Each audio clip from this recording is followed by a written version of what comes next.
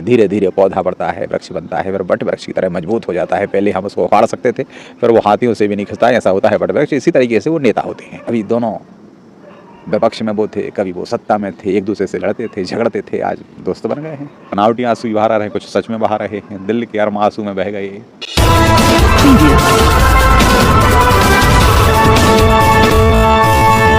साथियों, कैसे हैं आप? हम इस वक्त रात्रि के समय हम खुली वादी में बैठे हुए हैं और इस वादियों में बड़ा ही आनंद रहता है। थोड़ी थोड़ी शीतल मंद सुगंध है, ठंडक चल हो रही है और इसी माहौल में हम बैठे हुए हैं आपसे चर्चा करने के लिए। नमस्कार, मैं आपका साथी एन के भार्गव और आप जुड़े हुए हैं सागर दस्तक न्यूज के साथ। दो पार्टी का यहाँ ज़्यादा प्रभाव है। हालांकि हम आपको बता दें, मध्य प्रदेश में कहीं कहीं है, कई जिले ऐसे कि वहाँ पर बसपा, कुछ समाजवादी पार्टी या निर्दलीय अपना प्रभाव छोड़ देते हैं। हालांकि ये निर्दलीय और जो दूसरी पार्टियों में जो गए हुए हैं, बहुजन समाज पार्टी हो, समाजवादी पार्टी हो, शिवसेना हो, और अभी अभी जन्म लिया है कुछ वर्षों से आम आदमी पार्टी ने, आपने, तो ये सारे लोग जो हैं वो सब कांग्रेस और बीजेपी से निकले हुए हैं।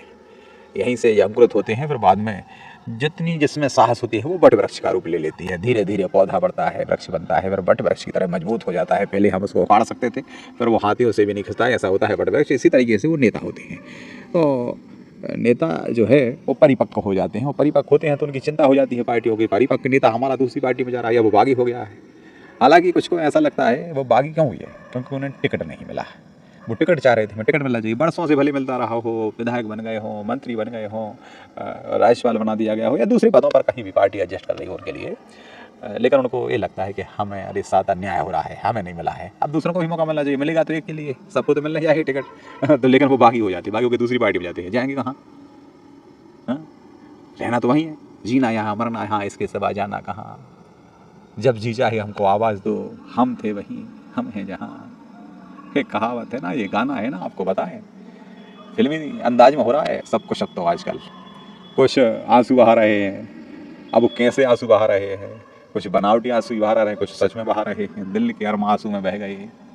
टिकट नहीं मिला तो दिल के अरमा आंसू में बह गए। दूसरा पहुंचने में लगा है, आंसू पहुंच रहा है, समझाने वाला उसी ने कहा था कि दूसरी पार्टी में चलिए, निर्दलीय लड़िए, निकल जाइए इस पार्टी से। वही आंसू पहुंच रहा है, दिल के अरमा आंसू में बह गए, हम वफा करके भी तनहा रह गए।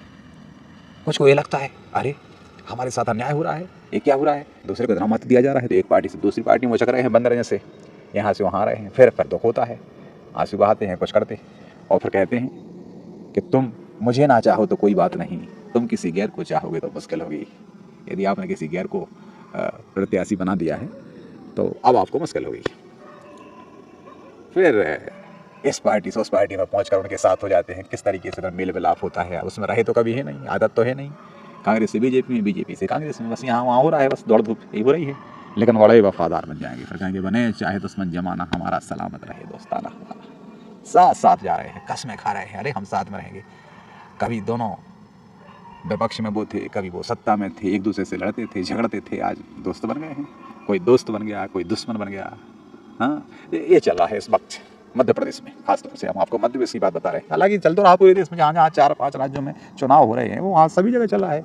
लेकिन हम मध्य प्रदेश की बात जब करते हैं तो मध्य प्रदेश से हृदय है भारत का, बीच में है मध्य प्रदेश, और इसके बीचों बीच है मध्य प्रदेश के जो सेंटर है उसमें बुंदेलखंड है। और बुंदेलखंड का भी बड़ा अलग प्रभाव है, यहाँ की राजनीति दिल्ली तक प्रभावित करती है। यहाँ भी वही हो रहा है।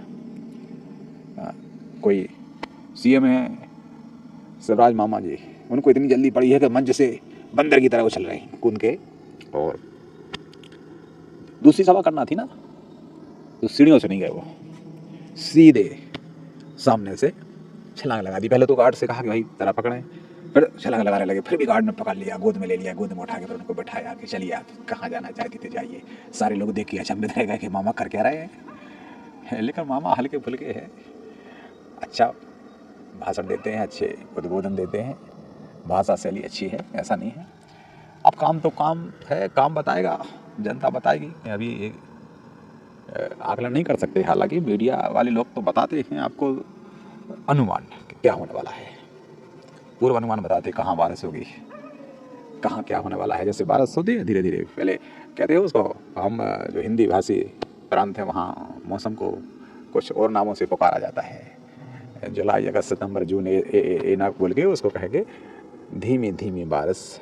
कब होती है? आषाढ़ मास में। आषाढ़ में धीमी धीमी बारिश। तो वैसे ही चुनाव हुआ धीमे धीमे। अभी नेता लोग जा रहे थे, भाषण दे रहे थे, कसमें खा रहे थे, बता रहे थे कि हम कैसा काम करेंगे, हमने कैसा किया है। फिर धीरे धीरे सावन की झड़ी लगती है। तो अब वो सावन की झड़ी लगे, मेरे नैना सावन भादो कहते हैं ना, गाना है ना वो।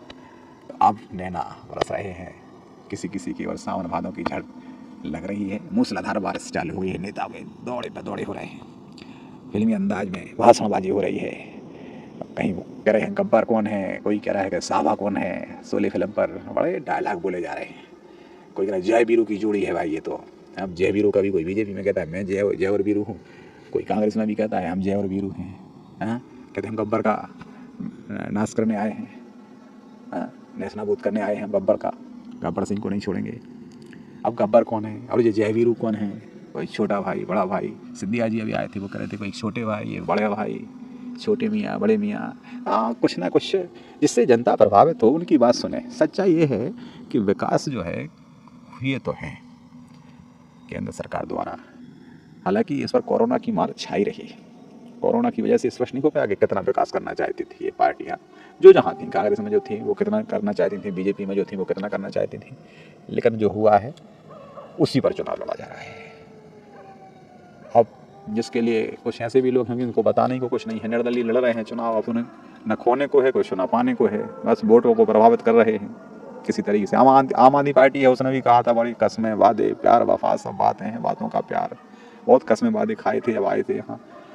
उनके नेता मध्य प्रदेश में दस्तक दी थी, यहाँ आकर बोले थे हम ऐसा करेंगे। झूठ बोल रहे हैं, बीजेपी वाले झूठ बोल रहे हैं, कांग्रेस वाले झूठ बोल रहे हैं। और उन्हीं कांग्रेस के साथ बैठ के गठबंधन बन गया है।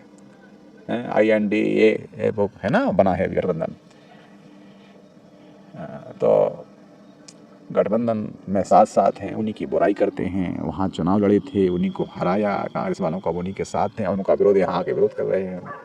कह रहे थे हम पूरी सीटों पर लड़ेंगे, अब प्रत्याशी नहीं मिले उन्हें, आम आदमी पार्टी को। हाँ, वो देखते रहे आखिरी समय तक बीजेपी से कौन आ रहा है बाहर, कौन बागी बन रहा है, कांग्रेस से कौन बागी बन रहा है, हम उसको टिकट दे देंगे। कभी कभी कांग्रेस भी यही सोच रही थी बीजेपी से कौन भाग रहा है तो हम उसको ले लेंगे। हालांकि बीजेपी ने भी यही सोचा था कि कांग्रेस से कौन आ रहा है हम उसको दे देंगे।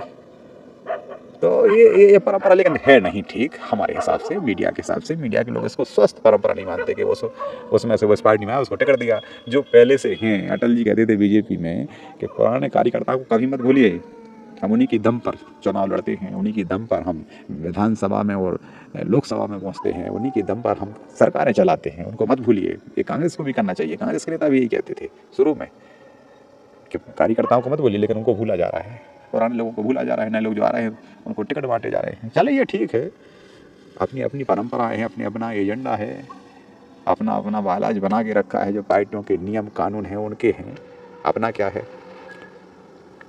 तो आज यही माहौल है, इसी पर हमने चर्चा करने के लिए आपको चाह के थोड़ी सी चर्चा करें, आपसे शेयर करें।